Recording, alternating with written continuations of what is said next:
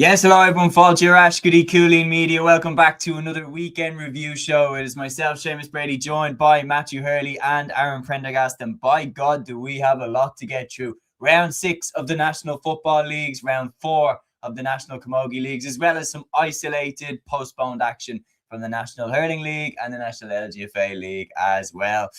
As I mentioned, joined by Matthew Hurley and Aaron Prendergast, and big shout out as well to Peter Griffin and to Ryan Gallagher leading the charge in the live chat here. If you are new on the channel, please do get involved in a live chat. Let us know what your highlights were from the weekend, everything like that.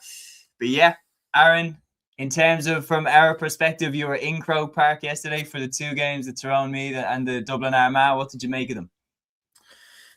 Yeah, I was in for the last kind of 5-10 minutes of Meath's Tyrone, so I didn't see the full game. I only kind of caught the end of it. But yeah, it looked like a big win for Meath. They obviously came through at the end when Tyrone could have pulled the game back. But for the Dublin Armagh game, yeah, it was very disappointing in the end.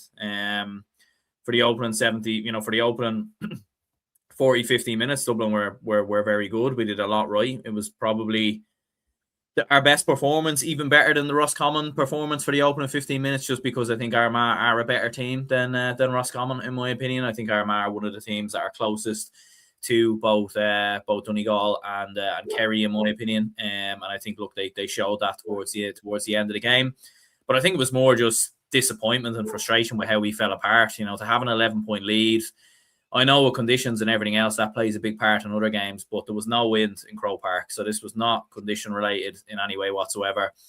Dublin panicked, and we lost our train of thought. Kickouts were poor, mostly down to players not shown for kickouts, not necessarily anything got to do with the goalkeeper, in my opinion. And we just fell apart, and look, fair play. It was culminated with Armagh being the better side towards the end and coming good, coming strong. I think Armagh fans outnumbered us in Croke Park as well. So that very much well, to be fair to them. They do, yeah, and you could tell, because when they got big points and a goal, I think that lifted the players. Do you know what I mean? And you could feel the Dublin players kind of shrivel a little bit in those moments. So yeah, look, disappointment, but it's not done and dusted. Looking at Galway today, I do think we can beat Galway. I think we've a better chance at beating Galway than Armagh beating Kerry, mainly because I think Kerry are a significantly better team than Galway, in my opinion. So look, it's not all done, but it is going to be tough. And weirdly enough as well, Roscommon's win now, Matthew, that means that Kerry have something to play for, because places in the league final still are up for grabs. It's not a guarantee that Kerry are going to be in the league final. So they are going to go out with something to play for against Armagh, which ironically helps us. Possibly, yeah. Like I'd say, it's almost like the rugby situation yesterday. Ireland fans shown for England, wouldn't it be? Dublin fans shown for Kerry, but yeah, it's a tricky situation, I suppose, that you're in terms of the relegation fight. Galway, I expected them to beat Monaghan today, so I'm not really too much into that performance, in all fairness. But it will be a difficult game for Kerry to go up to the Athletic Grounds and win that. Like, I was expecting totally Donegal to win the game against Roscommon, and that would be Roscommon involved in the relegation scrap as well. But no, it actually turns out Mayo and Roscommon, that game next week, could, well, depending on other results, that could be a league semi-final sort of as well. So obviously if one of Donegal or Kerry lose, so a lot to play for next week. Like, I think actually I counted even before coming on air here, out of the 32 counties involved in the national leagues, 28 of them have at least something to play for on the final day. That's incredible when you think about it. I think the only 4 that have nothing to play for: Monaghan, Offaly, Clare and Waterford. I think they're the only 4, but the rest of them are down as well, so that's 5. But yeah, 5 counties, 27 counties have a lot to play for. That is setting up for an amazing final day of action. Absolutely. So, and while we're touching on that final day of action, delighted to announce that we will be doing, Peter, you mentioned it on one of the previous shows, we will be doing a live watch along for the final day of the leagues. We will, myself and Aaron, and we'll be trying to get on whoever can come on. Matthew, we're not sure how your availability is, but whoever can come on will come on for certain bits. But myself and Aaron will be locked in at home for the day, and we will be doing a full live watch along, everything like that. And get involved in a live chat, because Super Sunday is going to be on TG Cars. We're going to have all the screens in front of us, and we're going to be reacting in real time to whether the Dubs stay up or go down. So that could be pretty special viewing one way or the other, whether you love us or hate us. Peter here saying, yeah, well, Peter, you'll be there with us, I hope. Eamon also here saying, evening, lads. Love this show. Thank you very much. Commiserations, Séamus and Aaron. Eamon from Portadown, County Armagh, up Ardvacha. And Kieran also says, all to play for next week. Always still not safe. They still have to try to put on a performance. And yeah, we're getting a lot of love for the Super Sunday, which we love to see. Yeah, it's a great idea from Peter to go for it. So we are going to go for it. We have the availability. So let's do it. And before we move into the games as well, I want to give a big shout out as well to the club players of the year for all 4 codes. They were announced across the weekend. For the men's football, Tom O'Sullivan from Donegal was the player of the year. For the men's hurling, Déise Hutchinson from Ballygunner. The LGFA, Siobhan Divley from Kilkerran Clonbyrne. And the Camogie was Lisa Casterly from Athenry. So absolute major congratulations to all 4 players, 4 worthy winners. And we are going to move into the games now because we do have a lot to get through. And we're going to go straight back to Croke Park, Karen. 125 to Dublin, 224 to Armagh. It is a massive, massive win for the Orchard County because as we were talking about it, they weren't mathematically down, but if they lost this game, they were as good as down. So when they're back against the wall, to be fair to them, they were facing an uphill battle, but 1-3 each from Keane McConville, Oisin Connaughty. Huge win for Armagh because their backs are against the wall. They lose this game, they're down. 1-3 each from Keane McConville and Oisin Connaughty, and especially Oisin Connaughty's goal was a dagger into Dublin's heart. And now Armagh have given themselves a real shot of survival.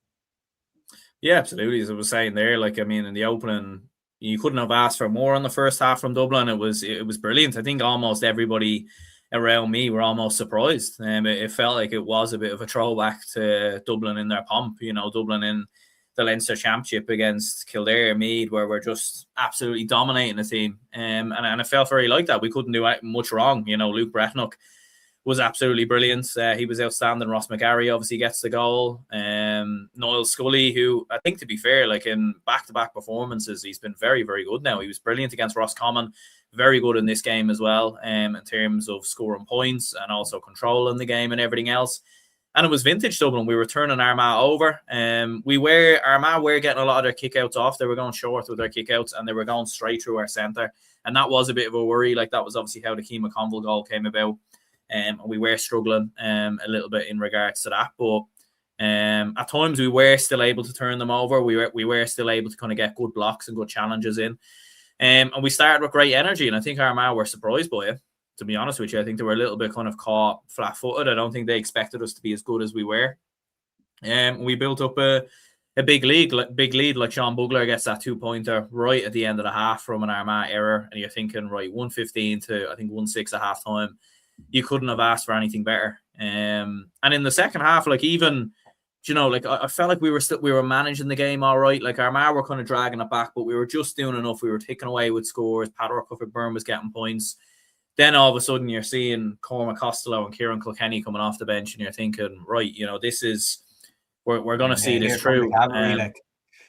Yeah, but ironically, the kind of opposite happens. Like, I think Luke Breathnach, went off with an injury, so that was obviously a big blow. I think Costello, I don't think he had the sharpness, to be honest with you. I understand why we put him on. Obviously, with Breathnach's injury, we kind of have to put him on there, and same obviously with Kieran Kilkenny as well.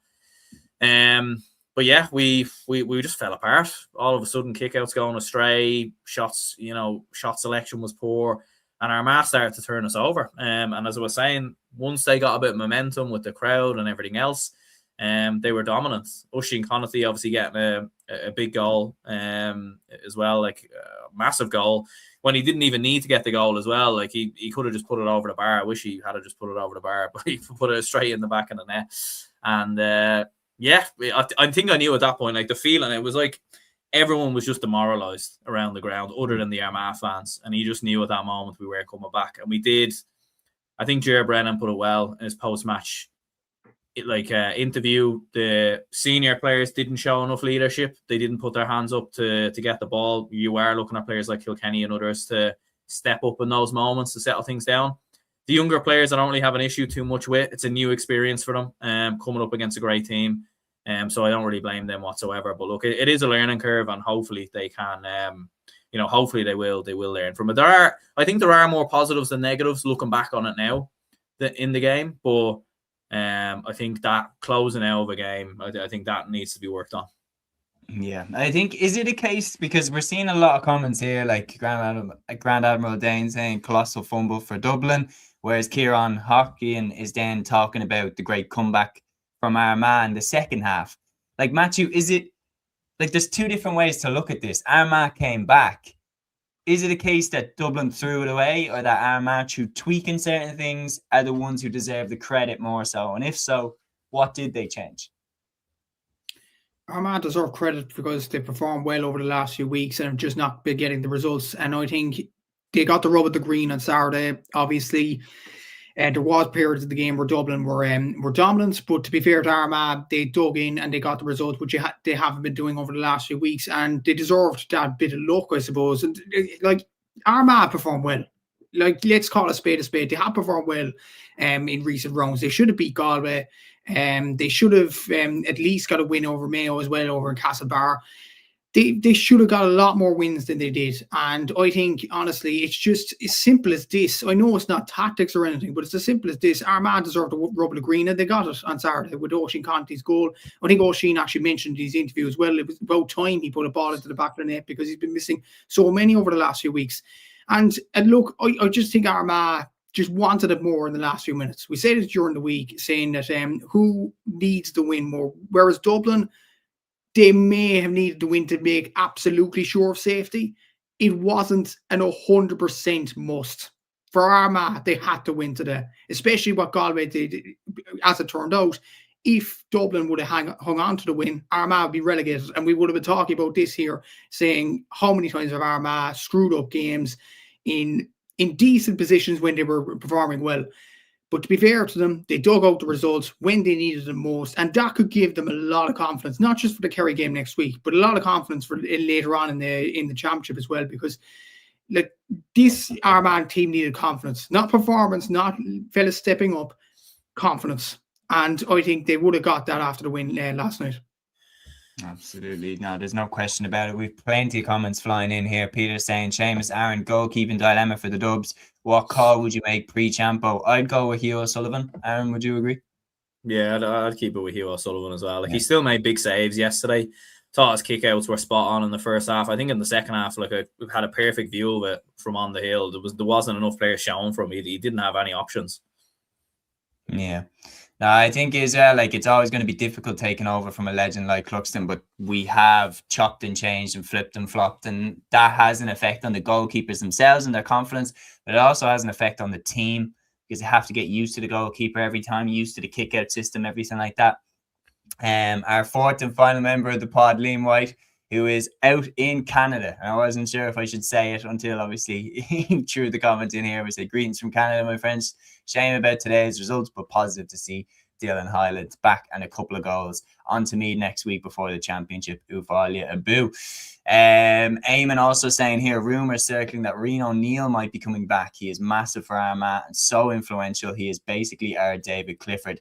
I mean, that would be absolutely massive. Gaelic guy here, a proud Armagh fan, says, what a victory for Armagh. Superb goals and a vital lifeline. And Mag Online Wood says the Connaughty goal was a huge release of all the frustration of those last 4 games. Kieran says, if he's ever seen a second half starting like that before with a free, no throw in. No. But yeah, we'll carry on. We'll go back into the next question here. So what does this result mean now in terms of, like, do you think, Aaron, that are we going to go down, or will we save ourselves? You said earlier, to be fair, and this isn't hindsight now where you know that we've lost this game and everything, you did say on the preview show that you thought we would lose this game, but that we beat Galway and stay up, and that Galway will be the ones to go down. We'll come to Galway's game against Monaghan. Are you still holding that position? Yeah, I am. I think we will. I think if we play like we played like against Armagh, I think we'll beat Galway, in my opinion. Like I think looking at Galway today against Monaghan, like I thought they were quite poor enough. We'll get onto it. They were quite poor enough for 40 minutes. they came good towards the end of the game. They had a good sort of ending period. Their final quarter was very good. And look, we'll see. Could they spring Shane Walsh and a few of the other lads for this game? We'll see. To be fair, Rob Finnerty's been obviously in good form. But I think we can do it. I think the way we played against Armagh, look, fair enough, it did fall apart at the end. But I do think Armagh are a better team than Galway. And I know Galway came back like they did versus Kerry. And look, it will be tough. But I think we'll be better for it. I think with the younger players, like it was the first time really that a lot of them had actually been in this situation as well. Again, you know what I mean? Like we had, like against Roscommon, the game was done. The other games, we were chasing the games. So you're hoping they obviously learn. As Matthew was saying there as well, it is a must. So I think we will do it. Yeah, I think we will as well. I think a lot of people forget we went away to them in the championship last year when we were heavily expected to lose quite significantly, and we got the job done. So this is a kind of similar case. Our backs are against the wall. We've a lot of comments here, Matthew, and I'll show this one to you next. Gaelic guy saying David Goff needs to be sacked immediately. Absolutely disgusting refereeing. Tierney Kelly never should have seen red, and Jarly Og got a black card despite the Dublin fella hitting him. That started the scuffle. I've seen a lot of people as well quite conflicted about Brian Howard being sent off as well. We've get like a lot of comments in about the refereeing performance and everything like that. Matthew, did you see anything particular wrong with it, or are the comments a little bit too over extreme? What I will say, first of all, it's like the Family Guy scene with Quagmire about Brian with the tweet. I told you about Goff. I told you. I did tell you about this guy. Like I said it in the Cork and Kerry game in 2023, it's sort of decisions that he makes are very, very weird. I just think a lot of people are saying on social media that he wants to make it about himself at times. Maybe a small bit harsh in that kind of light, but at the same time, he makes some incredibly weird calls. The decision to send off Tiernan Kelly last night, I don't get it.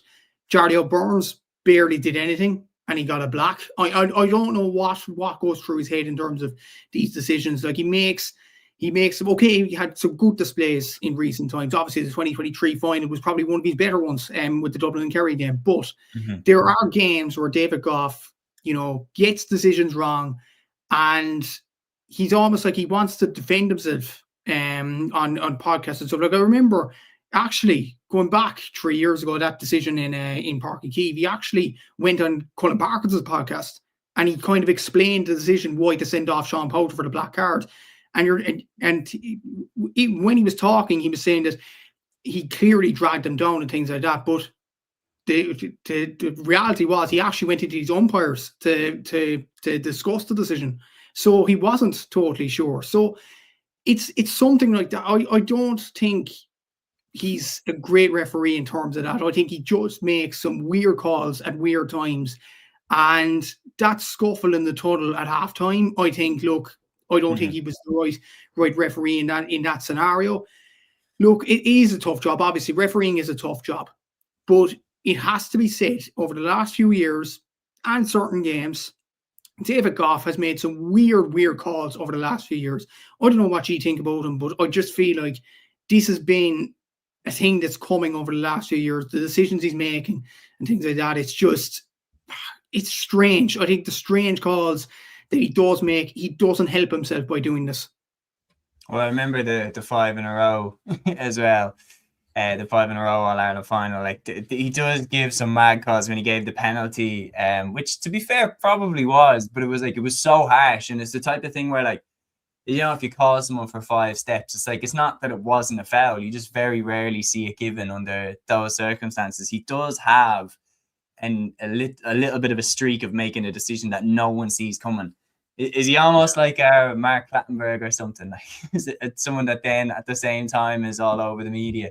But no, like, I genuinely, it's a bit of a hot take, but I've seen him referee a lot of games, and I think he absolutely can be a very good ref. I agree with Gavin that I think it's become a thankless task and a very, very difficult game to ref now with the new rules. There's so many decisions that are hotly contested, but there were a few decisions yesterday that a lot of people disagree with, in terms of, like, the red card for Tierney Kelly, the red card for Brian Howard, the black card for Jarly O'Byrne. And when so many people are saying the same thing, you do kind of have to look into it a little bit. yeah, just reflecting and recapping on kind of how I see it and my stance on it. Like, it's kind of weird as a Dublin fan. Like, it's kind of weird as a Dublin fan because it's a mixed bag. We had a fantastic first half. Sean Bugler was on fire. Killian McGuinness, I thought, looked very good. Paddy Small with 6 points. Niall Scully with 5 points. And we showed a lot in that first half that even though we ended up losing, I'm thinking, okay, we're moving in the right direction. There's a lot of lads that are making their mark on the team and everything like that. And we know that Ger Brennan coming in, a lot of the players from that golden 6-in-a-row team have moved on now, and it's time to transition to the next era. But that second half, we were at sea in terms of the defence, the way that Connaughty got through for the goal, everything like that. So there is a lot to reflect on, and going into that final week, I'm confident that we can get something in that game against Galway. I'm confident that we can get the win because we beat them in the championship last year when everybody expected us to get hammered. So yeah, only time will tell, but we'll see what happens. But yeah, we'll wrap up here on that game and we'll move on to the next one just after this comment from Eamon. He says, as an Armagh man, I've always loved Dublin and their fans, but sorry, Shane Stan, I don't see you beating Galway away. It's only a few weeks ago Galway were unlucky not to beat Donegal away. Yeah, that's very, very good point. I'm a little bit like, again, back to the wall situation in a game like that. It's a toss-up and just on the day we'll decide it. But we're going to move on now to the next game, the clash of Roscommon and Donegal in Dr. Hyde Park.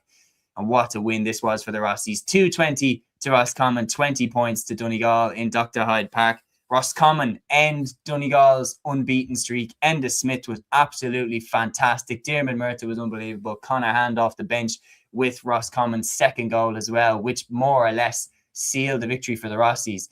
And remarkably now, not only are they safe in Division 1, they're actually an outside shot now to get to a league final. Now, I know things have to go their way, but in terms of first campaigns, for Mark Dowd, it's been a brilliant Division 1 campaign. For the Rossies, it's been fantastic. Matthew, I'll go to you. Yeah, it's been a sensational league campaign for Roscommon. And I've said over the last few weeks, when is this Roscommon team going to buckle in terms of a good league start and then it starts to dip? I'm sort of thinking this is a different mindset with this Roscommon team. It feels kind of different. Like, Enda Smith is performing well. Diarmaid Murtagh, obviously, Darragh Crate didn't score any today, actually, and was actually taken off at 52 minutes.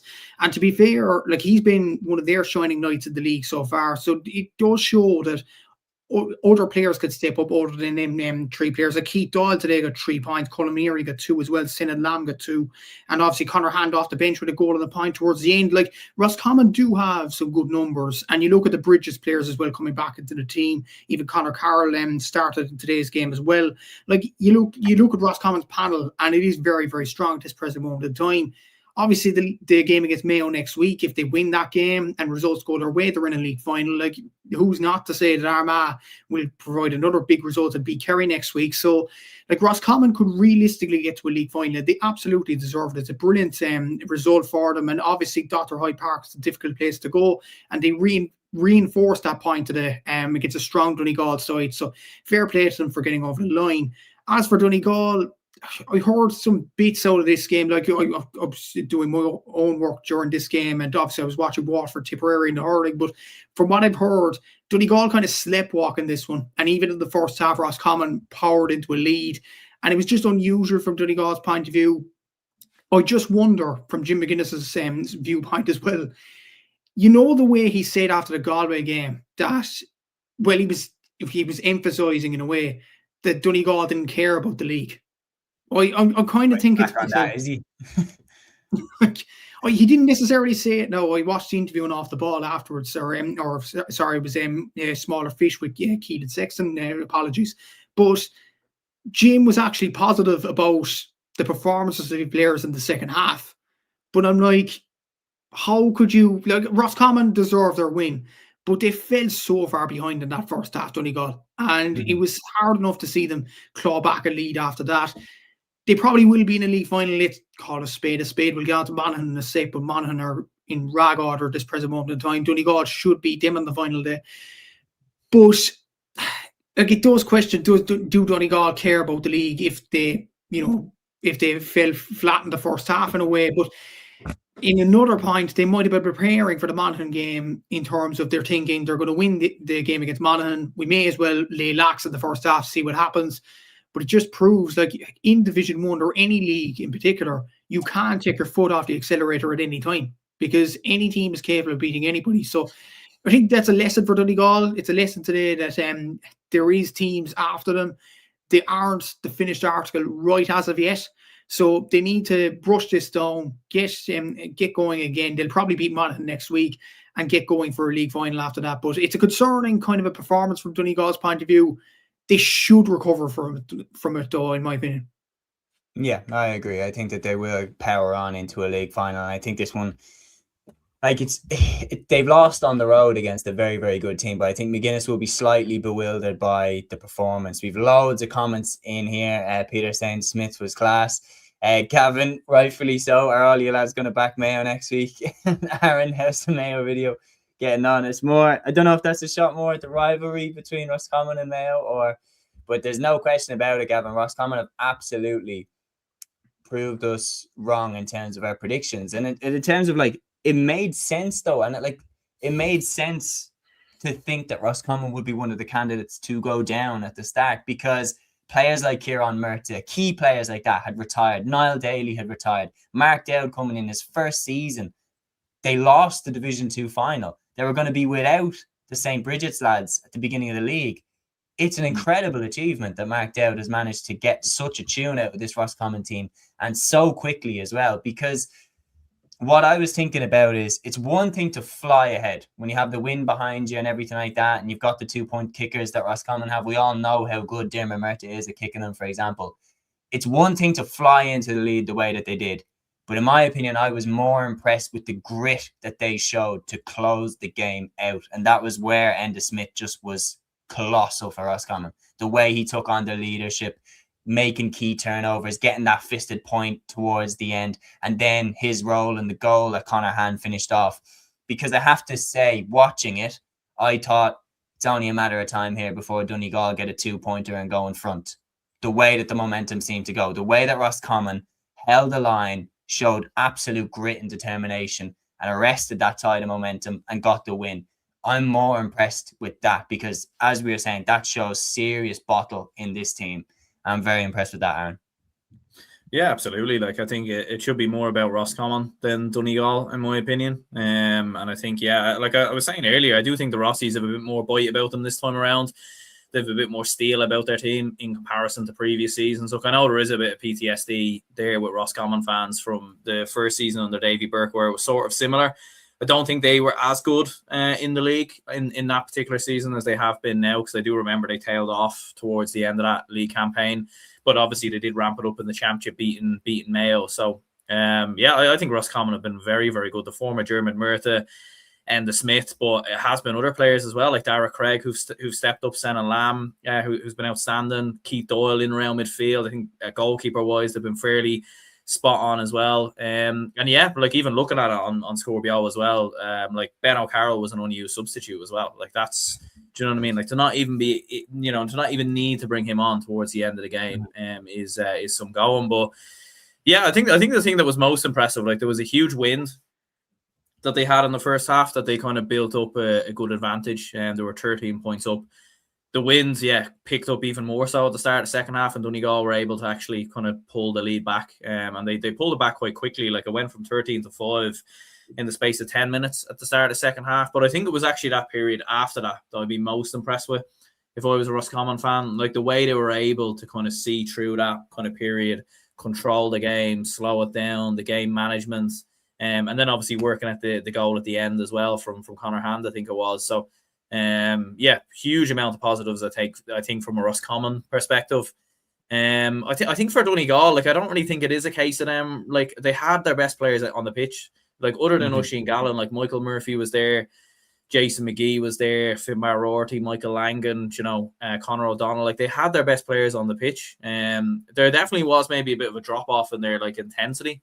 And maybe they thought they didn't have to be at 100% to win this game, but I don't know. Like I think if Donegal were to lose to Monaghan, if I was a Donegal fan, I'd be going mad because you shouldn't be turning up your nose to national silverware. And like, it's a perfect opportunity to get to a league final and possibly even win it. Like, there's no guarantees that they win the All-Ireland final. So for me, like they haven't won a league since what, like 2001, 2002 or something like that. They should definitely have their eyes on it. Yeah, no, they definitely, and it's one thing as well that Jimmy hasn't won. He hasn't won a Division 1 title with Donegal, so why not go for it? We've loads of comments flying in about, I'm going to try pick out the best ones here. Gavin, of course, diehard Roscommon fan, says, I backed this 8th as well, unfortunately. Only thing I will say, Pearsons could have done what Bridget's did. Maybe the rest of Roscommon didn't get enough credit. Mark Dowd did great stuff with the club scene, and he certainly seems to have a rapport with the squad, the way he's just come in and hit the ground running. Mikey saying, I thought the lead at halftime wouldn't be enough. Rossies left a couple of goals behind them, but to their credit, they held their nerve when the game was in the melting pot. BMW says, typical Roscommon, brilliant today and very flat against the Dubs. There's certain things, like our record against Armagh as well, as was highlighted on the last show, is pretty terrible as well. We haven't beaten them since 2012, I think, in all competitions now. So, yeah, just certain teams are the bogey teams. Kieran says, can't see Donegal losing to Monaghan. And Ryan also says, thought we were gone when Donegal got back to within 4. There was a period in the second half where they hit back-to-back 2-pointers, Shane Malone and Jason McGee. And I was thinking, nah, Donegal are going to rein them in here. Like, the wind was just ridiculous. And there was one stage where Conor Carroll took a kick out and it went backwards after a certain point because the wind was so strong. And I thought, it's just going to be too much. But that's what I'm saying, that I was impressed with their grit. And I've been unbelievably impressed with Roscommon in this league campaign. We've seen them look good in Division 1 before and then win Connacht and not really threaten for the All-Ireland over the past 10 years. But this year, the grit that they're showing, it does make me think that they're to be taken more serious than in previous years. And I would definitely put them as strong candidates to win the Connacht Championship and then dark horses to go deep into the All-Ireland series. Gavin saying exactly, last year was understandable because they played Derry in the opening, but Donegal have a break. They should give the league their all. And Peter also said, think Donegal's keeper had a woolly hat on at one stage. He certainly did have a woolly hat on. The weather was absolutely terrible. But fair play to the Rossies. They are safe in Division 1 and an outside shot to get to a league final. And speaking of getting to a league final, this next game served basically as a league semi-final. It was billed as the David Clifford versus Kobe McDonald show by the RT podcast before the game, but it didn't really need to be sold. Like Kerry Mayo sells itself, but in this game, Aaron, Kerry ran away with it. Kerry 229, Mayo 19 points in Austin Stack Park. Matthew, you put it in the review, piece about the game that Kerry did they just teach Mayo a bit of a lesson here? Was this just a bit of an exhibition from Kerry? I suppose it was in many ways. Obviously, I was at the Cork Kildare game, so I obviously didn't see much of it, and obviously the Ireland Scotland game coincided with it as well. So good memories there. But by looking at this game, Kerry, their big players really stepped up. Sean O'Shea got 11 points, David Clifford got 8 as well. Dylan Gainey coming back from his club exploits got 2-3 as well in this game. So a fantastic performance from them in particular. Even the likes of, as Aaron has said over the last few weeks, the likes of Keith Evans and the likes of Joe O'Connor and Killian Trant and all them who have started over the last few weeks for Kerry. Well, Joe O'Connor was a star last year, but in particular, Keith Evans, Killian Trant, Sean O'Brien. Now, these players would have been probably on the fringes for Kerry, in Killian Trant's case, with the Kerry Hurlers. But they have performed very well in this league campaign, and they've announced themselves as some excellent players in this Kerry team. Even Thomas Sullivan came back into the starting lineup, a good point on the board as well. So Kerry, brilliant display by them. And the scary thing is, you look at Kerry's bench as well. Like Mark O'Shea didn't even come on the pitch. Donald O'Sullivan didn't even come on. Charlie Keating, who was scouted by AFL, didn't even come on the pitch either. So look, I think Kerry are in a very, very strong place. And obviously Jack O'Connor does want a league final, as it turns out. So a very good display from a Kerry point of view. As for Mayo, I think it was maybe a bit of a lesson, yeah.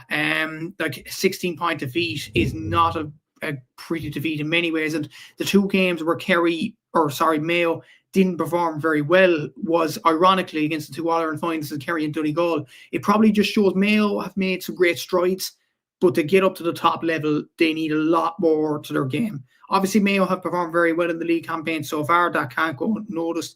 Even Jordan Flynn got 2 points, Ryan O'Donoghue got 8, Jack Carney, their whole half-forward line scored. So that's kind of a positive for Mayo moving forward. But at the same time, to get up to the top level with these teams, you need a bit of something extra, not just Kobe in the team and expecting him to do things. Like, from what I was hearing, Jason Foley actually put a shackle on Kobe in this game and kept him quiet throughout.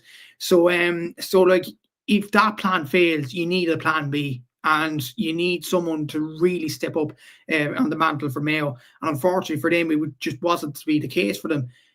David Clifford performed well for Kerry, but even when David Clifford doesn't perform well, you still have Keith Evans, you still have Sean O'Shea, you still have Joe O'Connor, even Tony Brosnan, who didn't play in this game, Dylan Gainey.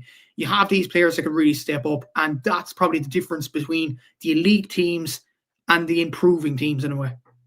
Yeah, we've loads of comments flying in about the whole thing. Grand Admiral Dane puts it very, very well. I'll just get up to this comment here. He says, didn't like the media talking about this whole Kobe versus Clifford nonsense. Kobe is 18 and still in school. Clifford is 27 and the best at the sport ever. It did remind me of, like, if a UFC prospect comes into the UFC or something and gets a nice knockout in the first fight and then fight the champion next. Like, it's a bit like, it was kind of like that. Yeah, Daniel Daly here saying the hype train in Mayo was in full flow, seeing 2 banners about Kobe, one of them saying he will deliver us Sam.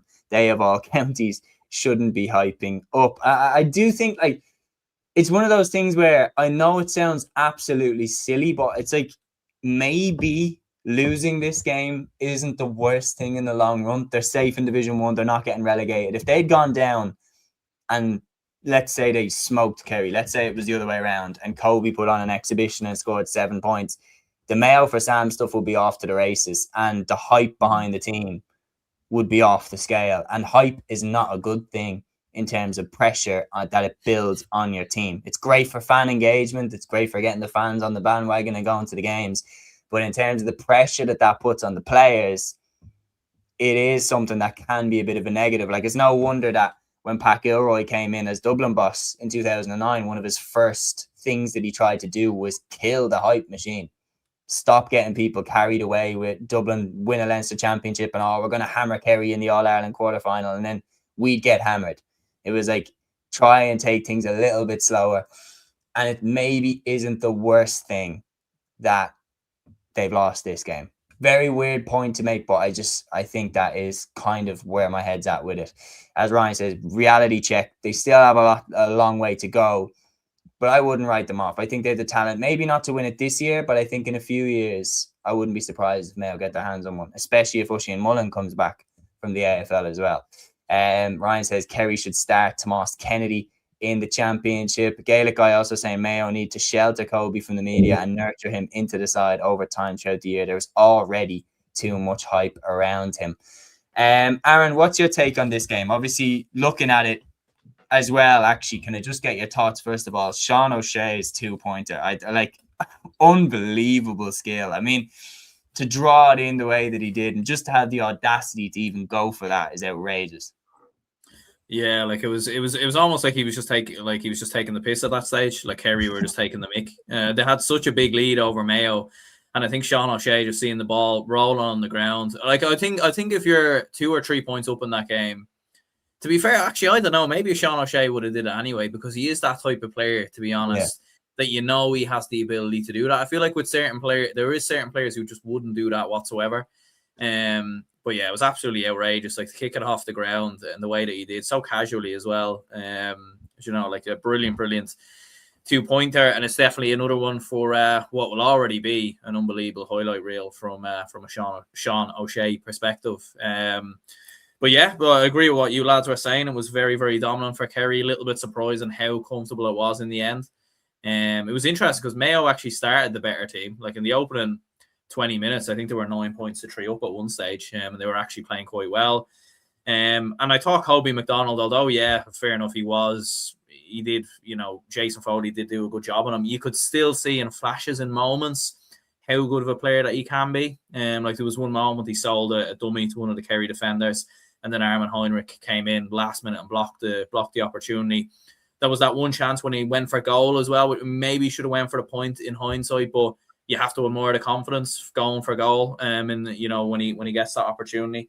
And look, it was a young Mayo team out there, to be fair, with Kobe, with Dara Byrne. Like they are missing a lot of big players still, in terms of Matthew Rowan and the Hessian, Paddy Durkin. They were missing a lot of experienced lads within their team. Aidan O'Shea didn't start, Killian O'Connor on the bench. So I do get your point, Séamus. Like I think it can be used as a good thing potentially. I think as we've seen in previous years, Mayo have won the league. There's been so much hype around them, and then they've had flat championships. So maybe a different approach of now I'm not saying they're going to go out and lose to Roscommon next week. Absolutely not. They want to win that game and get to the league final, but it will just stem the hype a little bit, even if they do win the league from now. Do you know what I mean? Like, I think if they had gone away to Kerry and beaten the All-Ireland champions, like, it just, the hype would have absolutely ramped up. So I think it could benefit them, but obviously we'll just have to wait and see how they react to this loss now. Yeah, and I'm not having as well, if people think that this was some sort of tactical masterstroke by Andy Moran to go away and lose to Kerry, I'm not having that at all. But I am saying that maybe it might be like cruel to be kind type thing, that maybe it might work for them in the long run. Ryan here saying Mayo only scored 10 points with the win, while Kerry scored 216. I mean, that stat is telling in terms of how the game went as well. But yeah, very, very impressive win for Kerry. And now we're going to move on to the final game in Division 1. And Matthew, we have our first team confirmed relegated from Division 1. Monaghan losing to Galway in this one in Inniskeen. Galway 120, Monaghan 2-9. Oisín McDonagh with the goal for Galway, while Rob Finnerty with 8 points and John Maher and Matthew Tierney got 3 points each. But it was more of the same for Monaghan. Like, I watched about 2/3 of the game, and then I had to go out to take care of a few errands, and I swear, like, the first half especially was a tough watch. Yeah, to be fair, I made the decision to watch Tipperary and Waterford in the hurling specifically because the primetime game was this game. Again, look, that's something the GA need to fix in terms of, like, why are you putting this as the primetime game? Everyone knew what was going to happen. Galway were going to win the game and Monaghan were going to get relegated. But look, that's another discussion for another day. That could be in its own podcast. For this game, look, there's nothing really to say about it other than Galway. Look, a decent enough display by them. Rob Finnerty getting 8 points. The midfield particularly did well in Matthew Tierney and John Maher. Paul Conroy coming on again, 2-2-pointers was very impressive as well. Obviously, Oisín McDonagh with the goal. But the most damning start, like, up until Monaghan scored a late 1-1 in around stoppage time, Galway were 120 to 1-8 up. The game was completely over. It was over from a long way out. Even the game, I think, was 1-5 to 4 points at half time. It was, as you said, Séamus, a tough watch in the first half. Galway will be confident enough going to the Dublin game next week, but I agree with Aaron and I agree with you completely. They are beatable. They didn't get tested today at all. Monaghan are a team on a one-way ticket and they're going down to Division 2. A lot of people say, okay, there's injuries with Monaghan, but again, you'd expect a bigger fight than this. Like, it was just obvious what was going to happen before throwing. Monaghan were going to lose this game, and yeah, it's just been very poor from Monaghan. And even, like, their forward line chipped in. Only 3 of their forwards scored. Jack McCarron, Stephen O'Hanlon and Michal Bannigan. 3 of their forwards didn't score, and it was only 7 points out of those 3 forwards that scored. That's damaging. And look, I think Monaghan are in for a tough year. I've said it before and I'll say it again. Look, it's not a good Monaghan team this year. They're on the one-way ticket. They'll probably get hammered by Donegal next week. That's another game for another discussion. But for Galway, look, good win, but there's bigger games to come, especially next week against Dublin. Aaron, what was your take on this when it was a difficult day out for the Fanny? Yeah, like, I agree with what you were saying there. Like, it was a very hard watch. You were kind of wondering, like, it just felt like I think it was Mikey who commented on one of our, I think maybe the last show, he was saying that Galway always play to the level of their opponent, and it actually was very true. In essence of this game, like, Galway just didn't really feel at it, to be honest. And, like, Monaghan were really poor as well. Like, overall, it was just a poor game. Like, I think it was 1-8 to 1-6 after like 40 minutes. And then there was a spell in the third quarter where I think where Galway outscored Monaghan 14 points to 4 or something like that. And they kicked a number of 2-pointers from Paul Conroy and Robert Finnerty. Obviously got the goal as well. The goal was actually in the first half. But yeah, they dominated that kind of period and kind of kicked on from there. But yeah, I think it's look, it's definitely there from a Dublin perspective to beat Galway. Definitely give us a fair chance, but I also do think there is another gear, there is another level to go up on with Galway. I don't know if we'll see that until the championship, to be honest with you. Which is why I give us a fair chance. But yeah, I think it's been a strange season for Galway. They have 6 points on the board, but they have had a lot of very poor performances, even in some of their wins. Yeah, I remember the Armagh game especially. Like everyone was like, Galway didn't play well, but they won and everything. Like they won away in Armagh. But anyway, before we move on, just going to give you a recap of how the division is looking heading into the final week, and a massive shout out to GAA League tables. If you haven't seen them yet, go follow them on Twitter and across the socials. They do absolutely great stuff, but they put this up at the end. And as you can see there, that's how the table looks heading into the final week. And of course, there you can see the fixtures heading into round 7 as well. So savage stuff there, and the social handle there is up at the top at GAA League tables. But Donegal and Kerry, you can see there, top on 9 points. Mayo and Roscommon on 8 points each. Galway on 6. Armagh and Dublin on 4. And Monaghan confirmed relegated at the bottom. Simply put, Dublin need to beat Galway to stay up. Armagh would save themselves then. But if Armagh win against Kerry, then it enters into a score difference between Galway, Armagh and Dublin for who gets relegated. Kerry, Donegal, Mayo and Roscommon all aren't confirmed in that league final, but they can all qualify for it next week. Of course, we'll be doing the live watch along if you haven't heard yet, so do be with us for that because it's going to be savage stuff. But anyway, we're going to move on from Division 1 now. We're going to move down to Division 2, and Matthew, Cork now, they're a consistent team. Great win over Kildare, 131-219 in Páirc Uí Chaoimh. It was one of the things that we were saying over the last few years had been Cork's Achilles heel, the inconsistency.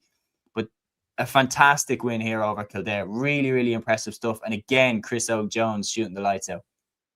Fantastic win for Cork, and it was in Páirc Uí Rinn, Séamus, instead of Páirc Uí Chaoimh, with the smaller pitch and all, with the tighter atmosphere. But look, yeah, it was sort of a game. I know we scored 131 and we won the game comfortably enough in the end, but I'm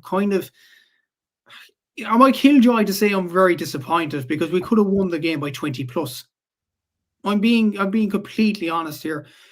We were well over Kildare in the first half. We were leading 122-16 at half time. We were 117-13 up in 27 minutes after Chris O got the goal. We were absolutely all over them, and we should have won the game by more. We got a black card at the end through Patrick Doyle, our goalkeeper, and then Kildare started to close the gap, and they got a few goal chances to try and make it even more of a respectable scoreline from their point of view. But this has probably been a problem for Cork. Obviously, it's hard starting on the negative because we are top of Division 2. But this has been a problem. We haven't put the foot on the throat of our opponents. We should have beat Louth by more. We should have beat Offaly by more. We should have beat Kildare by more. And we lost by 20 points to Derry. And that could be something that costs us promotion in terms of the scoring difference. So that's a bit of a negative. But in terms of the positive, I think our attackers are flying. Absolutely. Chris Oak, 1-9 from play. Sensation. I think he's the top scorer from play in Division 2 at this present moment in time with 317. So very impressive from him. Stephen Sherlock, Mark Cronin, Dara Sheedy, exceptional performances from them. Luke Fahy as well. We kicked 8 2-pointers in the first half, which was, I don't know, was a record, to be fair, in one half of football. So fair play to them, the lads for doing that. It was a very good display from Cork in the first half in particular. Not so good in the second half, but we move on to Tyrone next week, and the permutations are pretty simple. Win or draw, and we're up. Obviously, it's Oma. It's a difficult game. Tyrone have a bit of performing well this season. I'd be interested to see the comments what Tyrone were like against Meath, from what some people were saying Tyrone were terrible, from what some people were saying as well, it was nip and tuck. So like, I'd be interested to see what Tyrone team actually turned up last night in Croke Park. But look, it's simple from our point of view. We have to win the game. We have to draw the game, and we're up. And John Cleary actually said it in post-match as well. There's no point in looking at, I know Louth beat Derry as well, but the players were kind of zoned out of that. They didn't know about the result until obviously there was a speaker over the tannoy in Páirc Uí Rinn saying the results Louth beat Derry. But up until that point, the players didn't know the results at all. And I think that was a good thing from John Cleary. Just focus on your job in hand, get the job done against Kildare, and we work from there. To be fair, I think that's what Cork are going to do next week against Tyrone as well. Concentrate what they want to do, control the controllables, and hopefully that will lead to promotion. But look, good first half. Second half needs a bit of work. But yeah, all these roads lead to Oma next weekend. Hopefully, fingers crossed, we do get that promotion to back up to Division 1. Absolutely. So, well, you're very close. There's no question about it. You're very close to getting over the line. Aaron, I'm going to move on to you next because Cork handled their business and we were keeping an eye then on the Meath-Tyrone game. Tyrone didn't do Cork a favour in this one, and Matthew mentioned about how people are seeing this game differently. I did watch this game. Tyrone started well. Like they came out the blocks and you're thinking, all right, have they turned up now for this division finally? And Meath just reined them in bit by bit. And Jack O'Connor as well. I mean, echoes back to the unbelievable points that he was kicking in the Tailteann Cup, but he was absolutely phenomenal. Aaron Lynch as well, getting 2 goals and a point. But you were there, you were mentioning for the final few moments closing out the game. What did you make of Meath up close? Yeah, well, look, from what I have seen of Meath overall this year, like they've been very good at handling, being behind in games. You know, they actually started the game versus Tyrone, very similarly to how they started the Derry game, from what I heard. They conceded an early goal. They fell behind in the game. They had to battle back. It's been a common trend really for me throughout the league. They had to score a late 2-pointer versus Louth, a late 2-pointer versus Cavan to kind of come through those games. And whilst they did score a late 2-pointer in this game from Sean Brennan, the game was done at that stage. The hooter had sounded, and the free was just to kind of add on the bonus points, or the kind of add on the score difference or whatever. But yeah, it was like from a Tyrone perspective, I think there is a lot of question marks over them in terms of what actually is going wrong. It is baffling because like when you look at their team, like even when you're looking at it, like just have it in front of me on Scorpio, like looking at the players they brought off the bench. They brought Dara Canavan off the bench, Darren McCurry off the bench, Owen McElhone, Frank Burns, and Michael McKernan. How are they in this position? And like that's how are they not starting? Yeah, but then to mention, like they had Ethan Jordan who scored 1-9. You've Matthew Donnelly in the team, Rory Canavan, Shawnee O'Donnell, who's looked very good. Some very, very top class. Fair enough, they didn't have Noel Morgan in goal, but they had a phenomenal team out there, and I just don't know what is happening, to be honest with you. And I've seen like a few posts and everything else. I've seen Unofficial Tyrone up on Twitter, who does a lot of great work for Tyrone football and everything, even saying that a lot of the Tyrone fans aren't going to games as well. And it actually was very visible in Crow Park. I didn't see one Tyrone fan there, to be honest. I know it was in the hill, but you could see the Armagh colours, you could see the Meath colours. I didn't see any Tyrone colours. Do you know what I mean? I feel like a lot of Tyrone fans aren't really buying into the team, and it is a little bit unusual because I think a lot of us would have thought at the start of the year that they would be close contenders with Kerry, Donegal and the rest, but you'd have to say at this moment they look miles off it. I think there's a case for them being the biggest disappointment in the league because I know Monaghan have been really flat in Division 1, but at least with Monaghan there's a little bit of an excuse that like, okay, they're trying to blood in these new players and everything like that. Tyrone are ready to go. There's no excuse. Yeah. Like the players that they have had, I know that this new generation is coming through, but they've been coming through for the last 2 years. We all thought that Tyrone would top the division. That was the consensus across every single GA podcast that I listened to previewing the league. Everyone was saying Tyrone are getting out of Division 2 without a bother. They got 7 points in Division 1 last year. If they get less points in Division 2 than they got in Division 1 getting relegated, it would be a bit mental. Semi-finalists last year as well, as Ryan says here. I don't really know what's gone on and what's gone wrong, but Meath look very impressive and they're confirmed now that they're going up. They're promoted. So, yeah, they are. I mean, well, that's what I read. I read that they're confirmed as promoted. No, they're not yet, but very likely. And then someone has it wrong. I mean, they are playing awfully. Sorry, Liam. On cusp of promotion. Sorry, you're right. They have to get at least a draw. If they get at least a draw against Offaly, they're up. So that's what I read. But yeah, we're going to move on to the next game. So Tyrone didn't do you a favour, Matthew, but Louth did. And I was chatting to you off air. Even though Louth got the win against Derry in RD, is it safe to say that there's still conflicting feelings about this result? To be fair, I think it is conflicting feelings because I had the idealistic scenario in my mind going into the weekend that Derry would win, that Tyrone would beat Meath, and all Cork would need to happen, provided they beat Kildare, was for Derry to beat Cavan in the last game and we're up. But obviously that isn't Cork don't do things simple, obviously. It's flipped over, but in a way, it's put us back in our own hands again. It's not in Derry's hands, it's in our hands again. So that's a positive. We have to go to Tyrone and beat and draw with them. That's the positive from this point of view. But obviously, I didn't see the Louth and Derry game because obviously I was in Páirc Uí Rinn at the time. But I did see Grace Cullen's video on TikTok, and apparently they were missing Conor Grimes, Kieran Downey, Craig Lennon as well, and they beat Derry at home. That's, like, to be fair to Louth, you have to give them massive plaudits for that. That's a sensational result. I know it's RD and it is a difficult place to go. I know it all too well. Cork went there twice and lost. It is a difficult place to go. And Louth make it very, very difficult. But even saying that, if you said that it beat Tyrone and Derry at home, the two sides that went down for Division 1 at home, that's sensational. Like, it's crazy in many ways that Louth did this. Like Samuel Roy getting 1-6 in this one. Darragh MacDonald did well in this one as well. So Tyke MacDonald off the bench. Like, it was an exceptional performance from Louth, to be fair to them. And even more probably pleasing from a Louth point of view. I was talking up the top scorers there, and I had to double check this. Shane McGuigan was scoreless in this game. And I was like, I couldn't believe it, really. Like, that, whoever was on him in this game deserves a lot of credit. Like, that's a really, really good stat to have from a Louth point of view. Obviously, from a Derry standpoint, it is a very difficult place to go, RD, but they would have felt, I think, downgraded after the performance they gave against Cork. A lot of people would say, okay, they're on one-way ticket, they're going up now. But this has put it right back in the melting pot now. They're basically relying on their Ulster rivals Tyrone to do them a favour in Armagh next week. So, again, we have another situation where a certain group of fans won't be expected to shout for their rivals in many ways, but that is the case next week.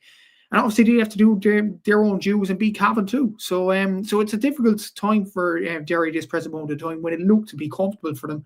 But yeah, it's a big promotion race, and it's going to be difficult to see who actually goes up next week. Yeah, I mean, it's going to be fascinating stuff. And again, tune into the live watch along because, I mean, the permutations and everything like that, it's going to be pretty wild. LGFA fan 57 here says, hey lads, I said going back a few weeks ago that Louth would improve as the league went on and that they'd have a say in this league. Louth are one of the best coach teams and have a massive panel. He also mentions here, no Lennon, Downey, Burns, Grimes, and 2 starters off the bench as well. I mean, it's absolutely sensational stuff. And on top of that, as Peter's saying here, Horst Devlin doing the business.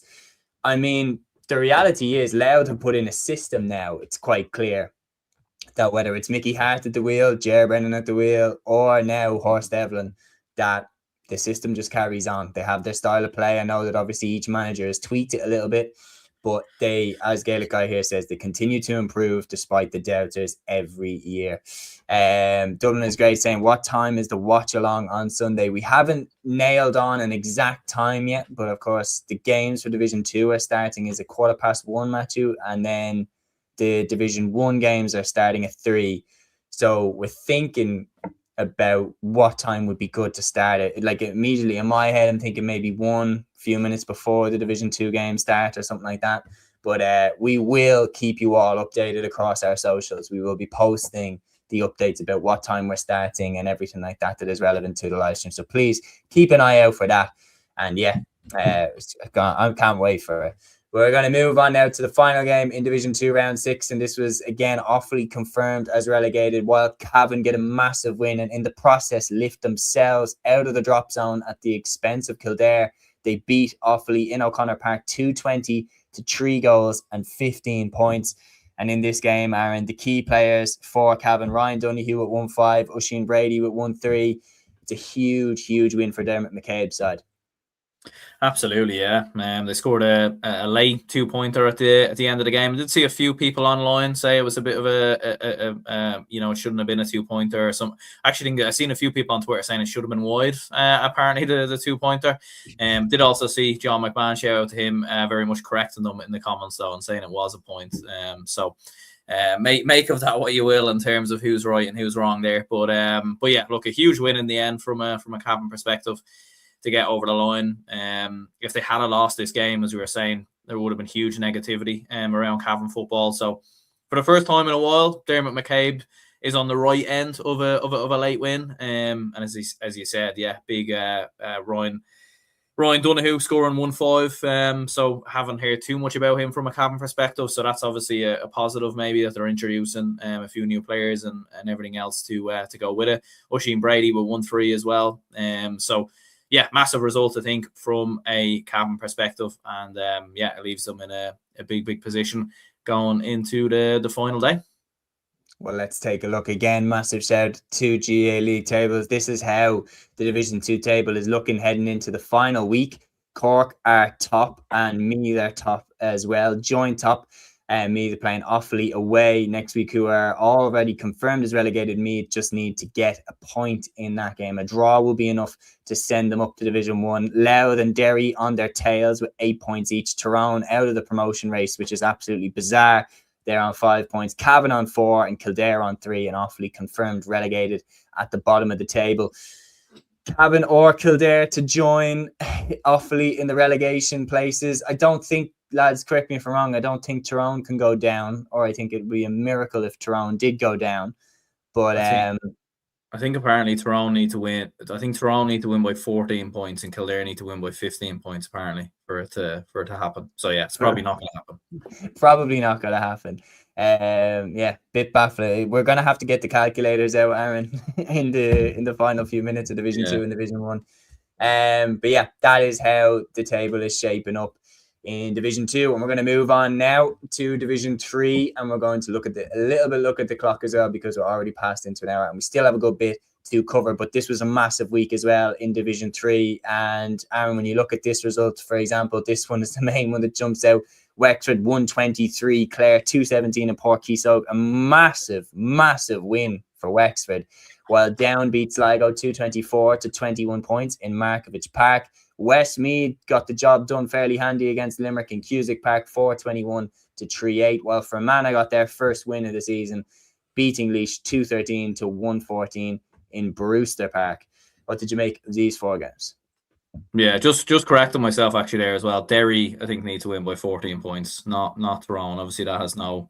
Yeah, that's a promotion race. So yeah, we're kind of coming up towards delusional time maybe there. But yeah, in terms of these games, yeah, I think the Wexford Clare one stood out. I watched a bit of this on the TG Cahar app, and look, there was definitely like a lot of these games, conditions and everything else kind of played its part, and Wexford certainly did have a favourable wind in the first half. They built up a huge lead, actually, as a matter of fact. I think they were 118 to like 6 points up at one stage. It was quite bizarre how good Wexford actually were. And I have to say, like, we might have said Tyrone have been the biggest disappointment of the league, but I think Wexford, to be honest with you, have to be one of the most improved teams in Gaelic football. Like, when you think about it, they were stuck in Division 4 for quite a long time. And now, like, they're not, like, I'm not too sure how it's going to work with the whole Tailteann Cup and everything, especially if Kildare get relegated. But like there could be a chance Wexford are playing Sam Maguire. Like they're playing in the Sam Maguire later in the summer, and that will be some story from Wexford football if they do get promoted. Likes of Porrick Hughes, absolutely brilliant. Owen Nolan as well with 3 points. So yeah, massive result there from a Wexford perspective. In terms of some of the other games, then yeah, he expected Down to get the job done versus Sligo, and they did comfortably enough from what I heard. So big result there. I think myself and Matthew both predicted Fermanagh to beat Laois. Look, they have to stand up and win the game. They have to show something. I think they are still relegated from what I've heard. But look, at least they've given themselves something, and there's a bit of fight maybe going into the Ulster Championship and the Tailteann Cup. And then the last game was. Oh, yeah, Westmeath Limerick. Yeah. That was a big, like 421 for Westmeath to score there. I mean, it nearly looks like a hurling scoreline there. Like if it was Limerick and Westmeath flipped around and hurling, you wouldn't bet any eyelids really. So yeah, some win for Westmeath, to be fair. Score difference could be a big part. So that's absolutely huge. And I think actually as well, they're playing Wexford next weekend. So that's a big game. That's a huge game. we'll take a look as well at how the table is looking in Division 3. Of course, again, big shout out to GLE tables. Down confirmed as promoted. Fermanagh rooted to the bottom with 2 points. Limerick on 3, Sligo on 4, Laois on 5, Clare on 6, and then Wexford and Westmeath battling it out for that second promotion spot up to Division 2 for next season. And interestingly enough, they play against each other next week in the final round of Division 3, so that's going to be some battle. I mean, yeah, you can't really make it more like literally a promotion final between two neighbouring counties. Matthew, can I get your thoughts briefly on Division 3 before we move to Division 4? Yeah, like Down beating Sligo, that ends my prediction, promotion prediction in terms of Sligo going up. Look, Sligo, I'm not going to predict them to go up again. I'll put it that way. But yeah, good result for Down there. Fantastic result for Westmeath, putting Limerick away, and it does mean as well if Westmeath draw to Wexford next week, they will get promoted. So Wexford have to win. But having said that, it's a fantastic achievement for Wexford to even be in this position. A lot of people predicted them to go down, obviously because of their loss of the Division 4 final last year, and they've struggled in the Tailteann Cup over the last few years. But I'm absolutely delighted Wexford football's on the way back. My memories, 2008 All-Ireland semi-finalists, tested Dublin all the way in that 2011 Leinster final. Players like Ben Brosnan and BJ Banville and all them players. And they've new heroes this year.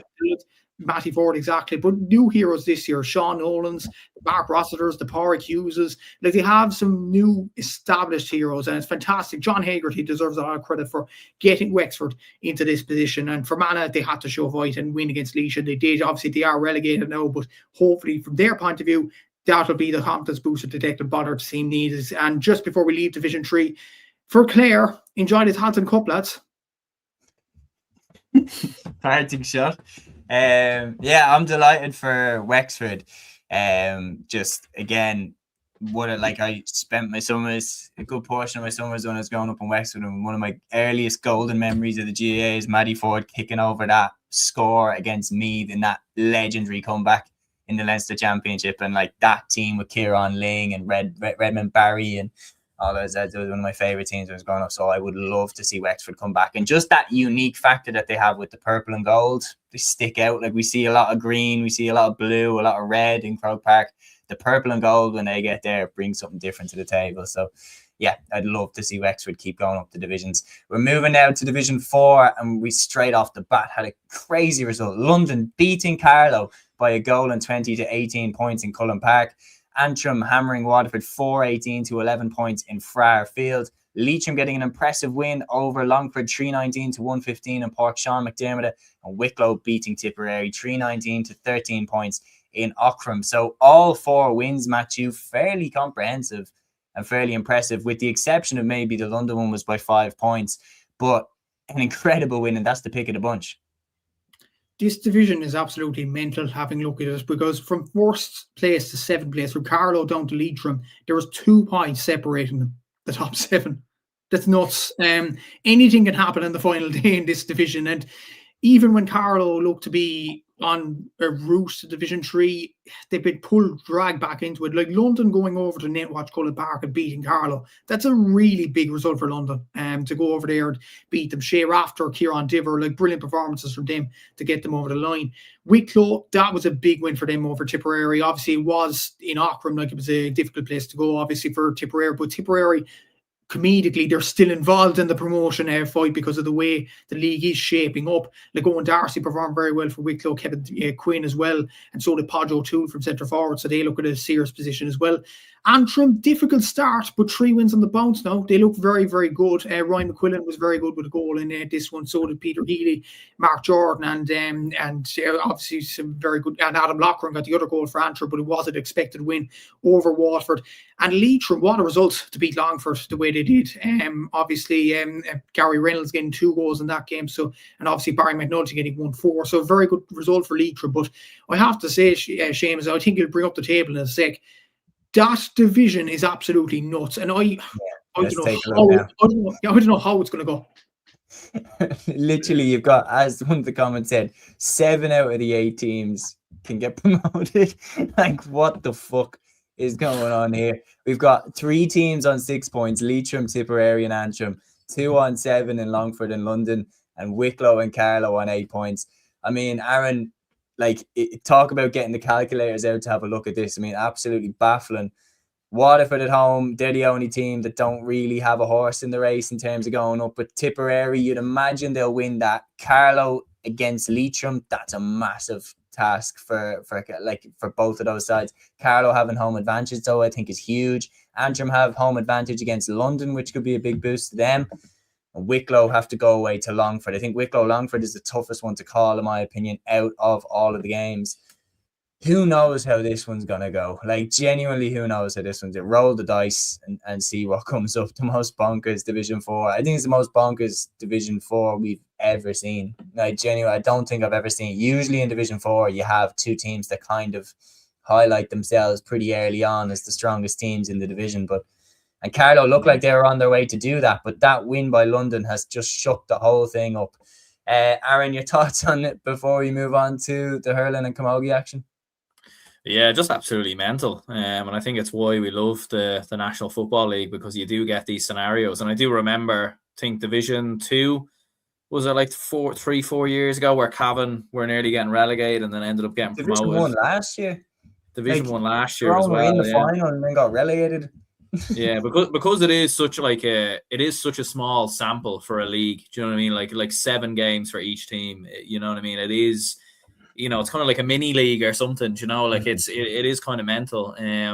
But yeah, it is absolutely wide open. It looks like Wicklow and Antrim are the two most informed teams coming into the final day. I would keep an eye on Antrim because they're racking up a big score difference. And I think they could have a big chance.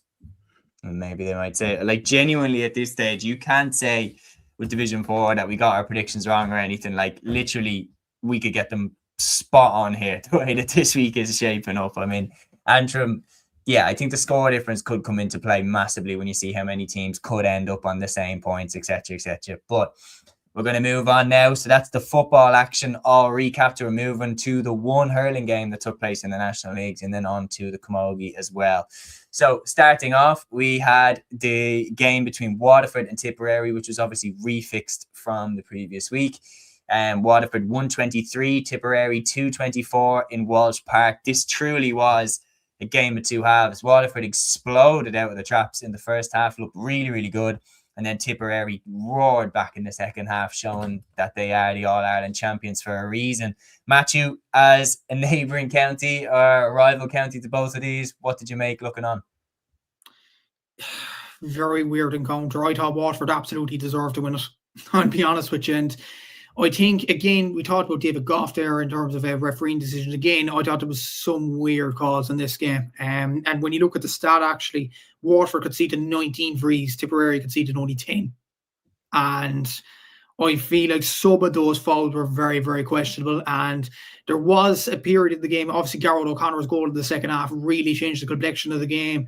That put Tipperary in front for the first time in the game in the second half, and they ploughed on from there. But there was a moment in the game where I think it was Sean Walsh going through on goal, and Rhys Shelley doesn't get anywhere near the slitter, and he just rugby tackles him to the ground, and the ref doesn't give a penalty. And you're thinking, what on earth does Waterford have to do to get a bit of luck in this game? But look, it does send Waterford down to Division 1B. They would have benefited massively from this result in terms of confidence and in terms of surviving today. But they were exceptional in the first half and throughout the whole game in terms of their shooting accuracy as well, 72% for Waterford, and they still lose the game, which is nuts.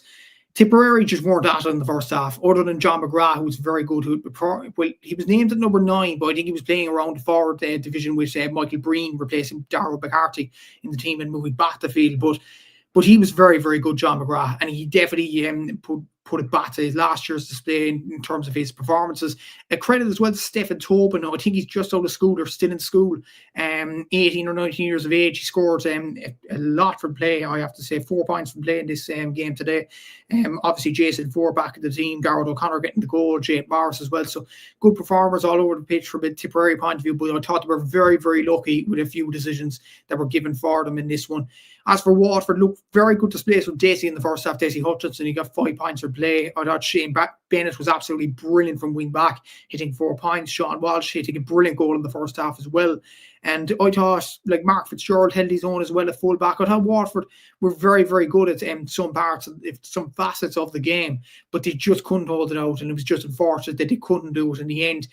They deserved more than what they got today, but to be fair to Tipperary, they came back into the game like All-Ireland champions and they won the game in the end, which means, I suppose, that Kilkenny game next week is a bit of a dead rubber for them before they go into the battle in the Munster Championship against Cork. But look, to put a long story short, I think Waterford deserved a lot more than what they got in the end.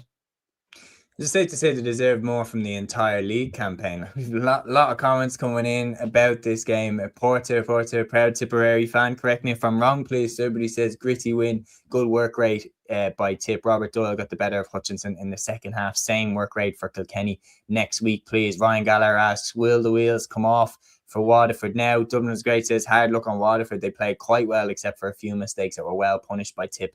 The reffing was quite strange though. Aaron, did you manage to catch any of this game? If so, what did you make of it? I didn't see any of it actually, lad, so I will have to catch up on the highlights and everything else. But yeah, from what I have read and from what Matthew was saying there, yeah, it does feel like quite a damning defeat for Waterford, or quite an unlucky defeat, maybe in some ways. Like, I was keeping an eye and did feel like Waterford were going to get over the line and get the win. And obviously, with the way the table is shaping up with Waterford and Kilkenny both on 4 points, and I think Waterford have played all their games now, have they? Yeah, Matthew was saying there. Waterford are relegated. Yeah. Okay. And do you think, just to pick up on the question that I asked earlier, do you think that they deserve more from the league campaign for how they've played, or do you think that performances like, for example, the Cork one maybe, that they've kind of made their own bed there? I think they are unlucky, but it's kind of been that way for Waterford over the last couple of years. Do you know what I mean? It has been. They've been very close. Like, even last year in the Munster Championship, I know they had that win versus Clare, but they've had a couple of games where they've come close. They've had a couple of games where they've put in a fight and everything else, and the battle, and they're kind of like a spirited kind of victory, even though they've lost. And it has been similar as well, like against Kilkenny. They had moments in that game where, in my opinion, they should have won it. Same from what I've heard against Tipperary. So it is a setback, but look, maybe for some of the younger players and everything else going into Division 1B, maybe it might help them moving forward. Absolutely. I think there's no harm in it. Like, when you see Clare going down to Division 1B and then bouncing straight back up, with a 100% record. I mean, well, so far anyway. I think it doesn't really do much harm. Like, they haven't really looked like they've lost a step, and they go straight back up to Division 1A with their chests out and the confidence high. Well, while Waterford have been relegated on the men's side, they're absolutely flying in the Camogie. They're still undefeated. We move across from Hurling to Camogie now. Waterford keeping their 100% record intact. Waterford 210, Kilkenny 14 points in Walsh Park. The Déise's 100% record in the Camogie Division 1A continues. They can add Kilkenny to that list now. Beth Carton with 2 goals and a point. Niamh Rocket with 5 points. As once again, Matthew, they put another top team in Division 1A to the sword. Yeah, it's a sensational run of form for Waterford. And to be fair to Mick Bolins, the manager who has come in, he actually replaced Jory Wallace mid-season last year, and they've been on a sensational run of form. And let's not forget, in the All-Ireland semi-final against Cork, I know the result wasn't particularly great looking from a Waterford point of view, but they competed well in that game. Beck Carton was hitting the lights out in that game. I thought Niamh Rocket was very good throughout the whole season last year as well. And in this campaign, they've taken that form into this year, and they've been absolutely brilliant in this league campaign. And they're in the league final now. And I think Niamh Rocket actually said maybe last year, actually, with the skirts and shorts thing, but this was another angle to it before the Munster final. She was saying a quote that kind of stuck with me, that Waterford don't barely win any trophies. So for them to get to a league final, to attempt to win a league trophy, I think that'll be massive for their confidence to win one. Mm-hmm. Obviously they have to face a side in the league final, and we'll see who it is. But yeah, it's a brilliant opportunity for Waterford to win a trophy, because when you look at Munster, if Cork were in their pomp, if Tipp were in their pomp, will they win Munster? Not sure. In the All-Ireland with Galway, Cork, possibly Kilkenny, if they gain a stride, could they win the All-Irelands? Maybe not, unless they break that glass ceiling in a way. But look, it's a massive opportunity for Waterford to win Camogie title. They've done well so far, but the thing is, from their point of view, grab this opportunity with both hands, because you never know from their perspective when they'll be back here again. So it'd be massive for Waterford to win that game in many ways. As for Kilkenny, weird enough stat, Aoife Prendergast got 12 points out of Kilkenny's 14. So I think that's quite concerning for Kilkenny moving forward in the championship. But yeah, it was a difficult result for them. But to be fair, they still have a chance for league final. We'll see how the last round goes in the next few weeks.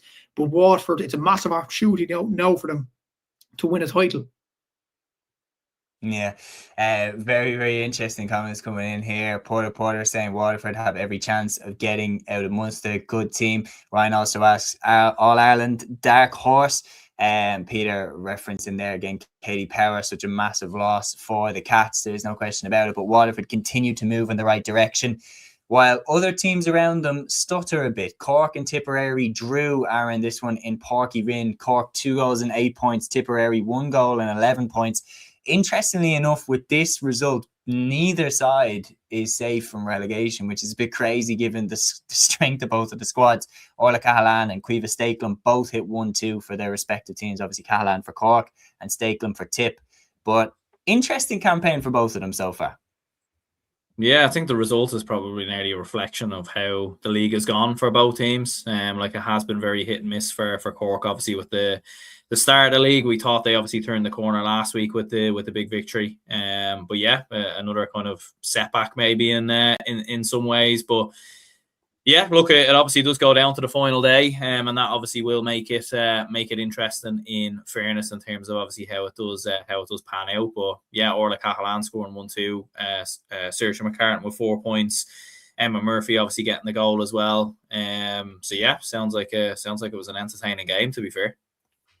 Yeah, the clashes between Cork and Tipp are always very entertaining, but this one that we're moving to next then was a massive win for the current reigning All-Ireland champions, Galway. They went away to Cushenden and beat Antrim by 1-13 to 1-11. So it's back-to-back wins now for the All-Ireland champions. They got up on the board last week, and this week Niamh Mallon hit 5 points, leading the way for the Tribeswomen as they get their second win. Roisin McCormack led the way on the Antrim side with a goal and a point. But for Galway, Matthew, they definitely have corrected what was a slow start. Obviously, certain things like the snowstorm keeping them in America for a little bit longer didn't help, but now they're up and running truly. Yeah, and they'll get to a league final, I think, if they beat Cork on the final day. So fair play to Galway for that. But on 55 minutes, I'm looking at the Scorpio, it was 1-11 apiece. Antrim were level in this one, and they were ahead for most of the game as well. Like, to be fair to Antrim, a lot of people would have said they'll be certain team to get relegated, but they've fought very, very well, to be fair to them. And to be fair to Elaine Dowds, she deserves a lot of credit for actually getting the most out of this Antrim team, because they have a lot of potential. It's just about believing in themselves in many ways. Like, Roisin McCormack's a good player, Maeve Kelly, Lucia McNaughton, obviously Nicole McAtamy. Like, there are some excellent players in this Antrim team, and it's just about, I suppose, getting the belief out of them. And to be fair, they're still in the fight to avoid relegation, so they'll be going out to the last day and hoping the results go their way and they'll get results in the last day. I think they play Kilkenny on the last game. I might be corrected on that, but they could win that game. Like, Kilkenny are struggling themselves. They've had 2 losses in a row. So who's to say that Antrim won't survive in this league, obviously. But Niamh Mallon was very good. Carrie Dolan was excellent from a Galway point of view. So Murray Dillon got a point as well from a Galway standpoint. So yeah, good result for Galway. They're on the verge of a league final now if they beat Cork on the final day. And I think they'll want that. Colin Murray would want the trophy, especially after last year's league defeat in the manner that they got it against Cork. I know they won the All-Ireland in the end, but I think they'd want to get back to the league final and right a few wrongs in that. Absolutely so. And then just before we wrap up on the episode, we're going to touch on as well the action that took place in round 4 of Division 1B and round 4 of Division 3A. There was only one game in Division 3A, but starting off with Division 1B, Dublin got the victory over Offaly in Abbottstown by 2 goals and 16 points to 9 points. Clare beat Down by 3 goals and 18 points to 1 goal and 9, while Limerick beat Wexford by 3 goals and 13 points to a goal and 11 in Cappamore, while the one game from Division 3A's round 4, Roscommon beat Kildare by a goal and 9 to 8 points in Ballyforan. And before we round up as well, I want to give a massive shout out to TUD, who obviously won the O'Connor Cup, beating DCU in the final. Incredible achievement. Congratulations to all involved on that one there. And that is all the action from the GAA world reviewed and recapped for another weekend. Peter here saying, lads, super review as always. Thanks a mil. Have a good week and see you Thursday at 8 p.m. We will see you Thursday at 8 p.m. It's been another really, really enjoyable episode. Thanks so much to everybody that got involved in the discussion, that watched the live stream at any stage and got involved in the live chat. It helped to make it another enjoyable one. For myself, from Matthew, from Aaron, we will see you all next Thursday live at 8 p.m. Until then, Torah. Follow your instinct, baby. Follow your instinct.